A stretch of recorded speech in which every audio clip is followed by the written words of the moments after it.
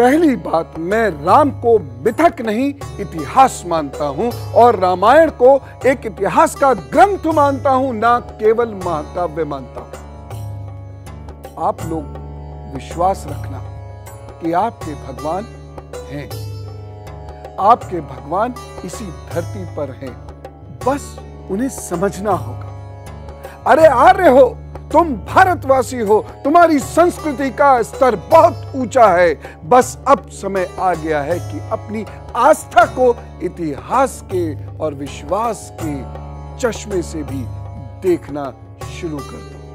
जरा सोचिए, यदि आपको पता लगे कि अमुक जगह पर वह व्यक्ति जिन्हें आप भगवान कहते हैं, जिनके गुणगान करते हैं, वो वहां खेलते थे, यहां वो पढ़े थे, यहां उनका विवाह हुआ था, यहां राज तिलक हुआ था, वहां उस स्थान पर देखो, उस कुटिया में वह सीता मैया के साथ ठहरते थे, वहां मां बैठती थी, यहां खाना पकाती थी, यहां उनका हरण हुआ था, यहां युद्ध हुआ था, यहां लक्ष्मण भैया घायल होकर पड़े थे। इस स्थान पर यह हुआ, उस स्थान पर वो हुआ।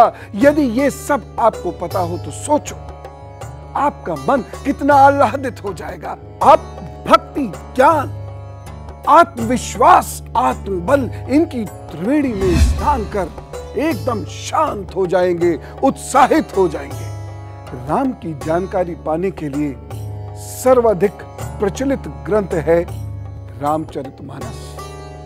सब लोग इसे जानते हैं, इसे गाते गाते लोग बड़े हो गए, इसे गाते गाते लोग मोक्ष प्राप्त कर गए।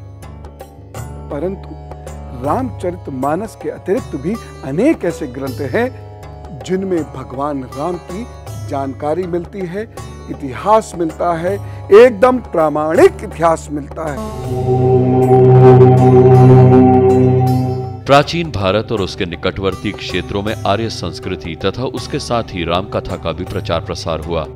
1623 ईस्वी में फारसी के प्रसिद्ध कवि शेख साद मसीहा ने भी दास्ताने राम व सीता शीर्षक से राम कथा लिखी थी। इंडोनेशिया में तो रामायण को राष्ट्रीय पवित्र पुस्तक का गौरव प्राप्त है। वहां अदालतों में प्राय रामायण पर ही हाथ रखकर शपथ ली जाती है। वहां इस ग्रंथ का नाम काकाविन रामायण है। इसमें 26 सर्ग तथा 2778 पद हैं। मलेशिया में रामकथा के ग्रंथ का नाम है हिकायत सीरी राम।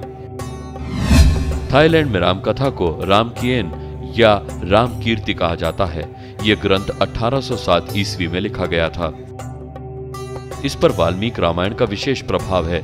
थाईलैंड में अयोध्या, लवपुर तथा जनकपुर जैसे नाम वाले क्षेत्र मिलते हैं। थाईलैंड के लोगों का यह विश्वास है कि रामायण की संपूर्ण घटना उन्हीं के यहाँ घटित हुई थी। वहां के अनेक मंदिरों में राम की मूर्तियां आज भी स्थापित हैं। थाईलैंड के निकटवर्ती देश कंबोडिया पर हिंदू धर्म का विशेष प्रभाव है और वहां राम कथा के ग्रंथ का नाम है रामकोर। जावा में राम को पुरुषोत्तम के रूप में सम्मानित किया जाता है। वहां अनेक मंदिरों में वाल्मीकि रामायण के श्लोक लिखे हैं। वहां सरयू नाम से एक नदी भी है। लाओस में राम कथा पर 2 ग्रंथ उपलब्ध हैं। पहला फालाक फालम तथा दूसरा फोम चक्र।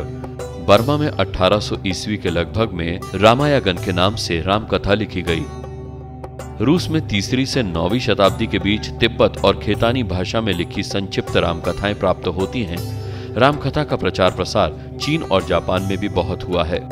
मैक्सिको और मध्य अमेरिका में भी रामकथा की चर्चा होती है। पेरू में तो राजा अपने को सूर्यवंशीय राम के वंशज ही मानते हैं। इटली के विद्वान डॉक्टर लुइजी टेसेटेरी रामकथा पर शोध करके फ्लोरेंस विश्वविद्यालय से पीएचडी की उपाधि प्राप्त कर चुके हैं।